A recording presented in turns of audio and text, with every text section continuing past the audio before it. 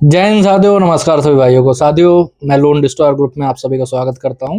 मैं आप सबका हर्ष कुमार। आज हम लोग बात करेंगे कि 31 मार्च से पहले पहले कैसे अपने लोन अकाउंट पे आप लोग एक अच्छा सेटलमेंट प्राप्त कर सकते हो। बहुत सारे मेरे भाई हैं जिनका लोन एनपीए हो चुका होगा या फिर राइट ऑफ हो चुका होगा, और अब वो सेटलमेंट के लिए सोच रहे होंगे कि जल्दी से मैं इस लोन को क्लियर करूं, और इसके लिए सबसे अच्छा वक्त क्या है। तो अभी फरवरी एंड होने वाली है, मार्च की शुरुआत होने वाली है 2 4 5 दिनों में, ठीक है। और जैसे ही 31 मार्च से पहले पहले जो पूरा 31 दिन का टाइम पीरियड है मार्च के अंदर, उसके अंदर अगर आप लोग सेटलमेंट करते हो तो सबसे ज्यादा डिस्काउंट आपको वहां पर मिलेगा। जी हाँ दोस्तों, आप लोग बिल्कुल सही सुना। आपका लोन आराम से 10 15% के अंदर सेटल हो सकता है, लोन भी कार्ड भी, ठीक है। अगर ऑफर नहीं मिल रहे थे आपको इतने टाइम से, तो आपको आराम से ऑफर मिल भी सकता है। आज इसी की पूरी मैं टाइमलाइन आप लोगों को बताने वाला हूँ कि आप लोगों को क्या क्या करना पड़ेगा ताकि एक आपको अच्छी सेटलमेंट का ऑफर मिल सके, ठीक है।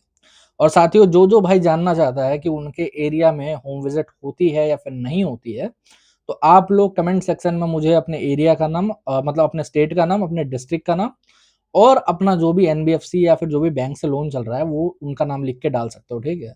बहुत सारे लोग गलती ये करते हैं कि वो लोग या तो खाली स्टेट का नाम लिख देंगे, डिस्ट्रिक्ट का नाम नहीं लिख देता, वो जैसे दिल्ली लिख देंगे, दिल्ली हीरो फिनकॉप। अरे मेरे भाई, दिल्ली में बहुत सारी जगह है हीरो फिनकॉप के विजिट होती हैं, और बहुत सारी जगह जहां पर नहीं होती। तो अब ऐसे में मैं कैसे बता दूं कि भाई साहब वो, तो आप डिस्ट्रिक्ट का नाम जरूर डालें वहां पर, ठीक है। और अगर आपकी कोई अलग से दिक्कत, प्रॉब्लम, परेशानी है जिसके बारे में आप जानना चाहते हो, तो भी आप कमेंट सेक्शन में लिख सकते हो, वरना हमारा ऊपर नंबर आ रहा है। अगर हमसे जुड़ के बात करना चाहते हो, ठीक है, हमारे ग्रुप में ज्वाइन करना चाहते हो, तो ऊपर नंबर आ रहा है, व्हाट्सएप पर ज्वाइन कर सकते हो, ठीक है, व्हाट्सएप पर मैसेज कर सकते हो। अब आ जाता है मेन टॉपिक पे। देखो, सेटलमेंट मार्च में ही करना क्यों अच्छी बात होती है, ठीक है। अब कई भाई लोग बोलेंगे कि सर मेरे पास तो पैसे ही नहीं है, मैं मार्च में सेटलमेंट कैसे करूं। तो मैं उनको बता देना चाहता हूं कि आपके पास अगर पैसे नहीं है तो आपको सेटलमेंट करने की जरूरत नहीं है, कोई दिक्कत वाली बात नहीं, ठीक है। आप मार्च के बाद भी सेटलमेंट कर सकते हो, ठीक है। अगर आपके पास अभी फंड है, जिन जिन के पास है या फिर हो सकता है, ठीक है, और वो अच्छे ऑफर की तलाश में है, तो आपको मार्च में अच्छा ऑफर मिलेगा, ठीक है। अब कई लोग क्या ट्राई करते हैं कि वो लोग जब सेटलमेंट की बात आते हैं तो वो लोग ज्यादातर रिकवरी एजेंट से ऑन कॉल बात करके ही सेटलमेंट करवाना चाहते हैं। अब देखो, इसमें एक बहुत बड़ी परेशानी है, ठीक है, एक क्या दो बहुत बड़ी परेशानी है, मैं बताता हूँ, ठीक है। पहली बड़ी परेशानी तो यह है कि उनको नेगोशिएशन करना नहीं आता रिकवरी वाले के साथ में, ठीक है। रिकवरी वाला अगर उनको 40 बता रहा है तो ये 20 बताएंगे, ठीक है। आपको अगर 15% की सेटलमेंट चाहिए तो आपको पता है सेटलमेंट कैसे करनी चाहिए। आप उसे 10% का ऑफर दो, वो बोलेगा कि 10% में सेटलमेंट नहीं होगी, तो आप बोल दो ठीक है भाई, मैं नहीं करूंगा सेटलमेंट फिर। तब वो गिर के आएगा 20 पे, फिर 15 पे, ऐसे करके 18 19 जितने पे होगा, मतलब आप दोनों मिलकर राजी हो गए तो होता है, ठीक है। सेकंड बहुत बड़ी परेशानी ये है कि ये लोग रिकवरी वाले बहुत ज्यादा फेक सेटलमेंट करवाते हैं। अब आपको एक एग्जांपल देता हूं मैं, ठीक है। आज ही मैंने एक लेटर चेक करा है, उस लेटर के अंदर पता है क्या प्रॉब्लम थी। रिकवरी वाले ने सेटलमेंट का लेटर इशू करवाया कस्टमर का, ठीक है।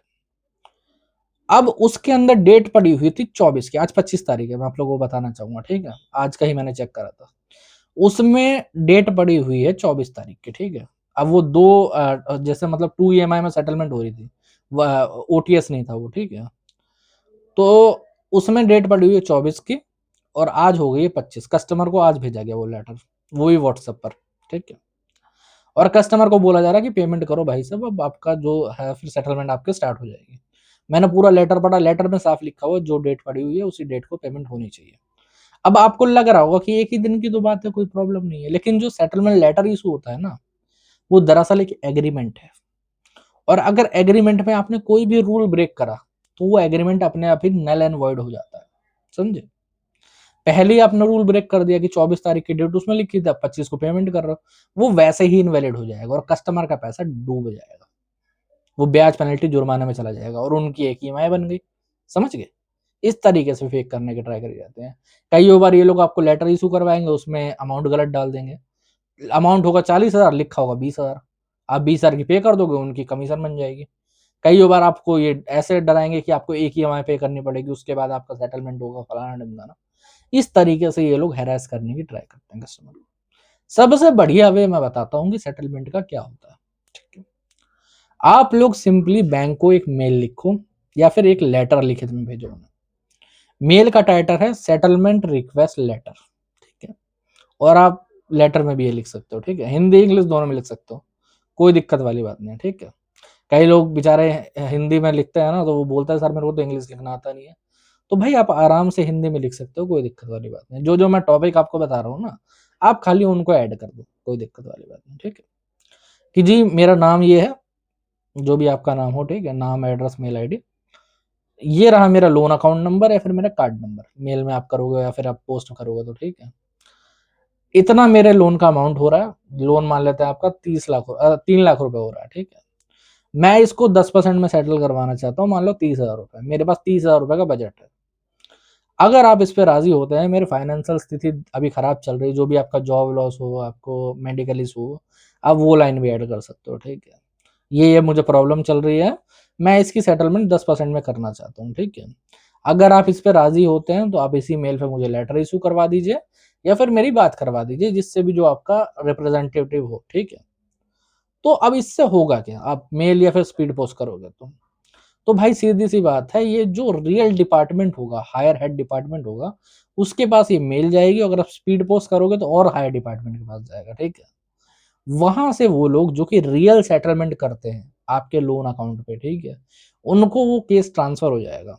अगर वो लोग राजी हो रहे होंगे तो आपको लेटर इशू करवा देंगे कि भाई साहब ये रहा सेटलमेंट लेटर, आप उसको वेरीफाई करवा सकते हो ऑन कॉलिंग के माध्यम से भी, कस्टमर केयर से, और क्या कहते हैं अपना उसे बैंक में जाके भी करवा सकते हो, सीधी सी बात है। उस पर कॉपी ले जाओ, एक मोहर वोहर सब लगवा के वो करवा सकते हो, ठीक है। सेकेंडरी चीज है, आप मेल कर दो, मेल पे भी कंफर्म हो जाता है, ठीक है। और आप उस पे पेमेंट कर सकते हो। आपके जो चांसेस होंगे ना कि फेक सेटलमेंट आपके साथ होने के, वो ज़ीरो हो जाएँगे, आपको कोई प्रॉब्लम नहीं आएगी सेटलमेंट में, समझे आप? लोगों के साथ दिक्कत क्या होती है, फेक सेटलमेंट करवा लेते हैं, पैसा डूबा जाता है उनका, फिर भी उन पे बोलो। जैसे मैं आपको एक बताता हूँ, मेरे एक सब्सक्राइबर थे, उनके साथ क्या हुआ था, उन्होंने एक बैंक का सेटलमेंट करा 40,000 रुपए में, ठीक है।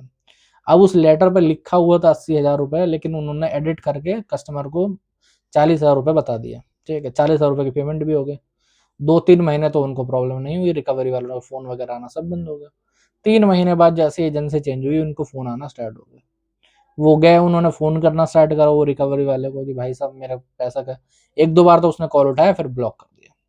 हमसे जुड़े, पूछा हमसे, तो हमने बताया कि फेक सेटलमेंट हो गई आपके साथ।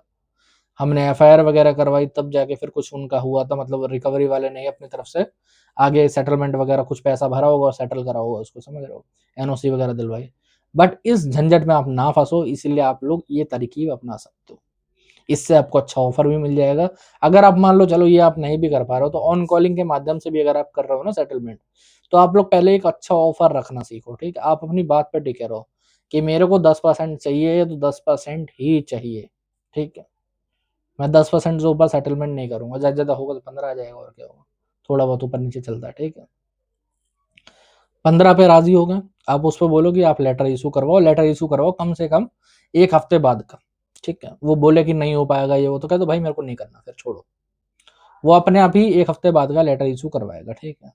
आप उस लेटर को लो, आपको मेल पे आ जाएगा, एसएमएस भी आ जाता है आजकल तो, ठीक है। उसको कस्टमर केयर पे पहले कॉलिंग पे चेक करो, और उस कॉल की रिकॉर्डिंग रखना, ठीक है। कि ये इसका 2-4 चीज़ आपको चेक करवानी है कि इसकी डेट वैलिड है कि नहीं है, ये सेटलमेंट लेटर रियल है कि नहीं है, इस पे अमाउंट सही लिखा है कि नहीं लिखा, और मुझे पेमेंट किस तरीके से करनी है, ठीक है।